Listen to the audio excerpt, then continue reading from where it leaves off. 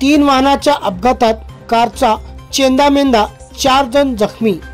मिळालेल्या माहितीनुसार दिनांक 16 जुलै रोजी सकाळी 9 वाजेच्या सुमारास मुखेड तालुक्यातील राज्य महामार्गावर मुखेड शहरापासून 6 किलोमीटरच्या अंतरावर शिकारा पाटील समोर 3 वाहनाच्या अपघातात 4 जण जखमी झाले आहेत।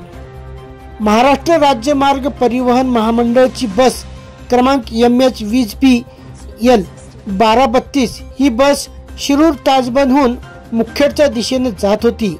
शाळेचे विद्यार्थ्यांना घेण्यासाठी बस थांबली असता त्याचवेळी पाठीमागून येणारी शिफ्ट डिझायर गाडी क्रमांक 26BC 4522 ही गाडी बसच्या पाठीमागे आली असता शिफ्ट गाडीच्या पाठीमागे उदयगिरी ट्रॅव्हल्स MH24AB 7878 या ट्रॅव्हल्सने शिफ्ट डिझायरला धडक दिल्याने शिफ्ट डिझायर ही गाडी बसच्या पाठीमागे घुसली।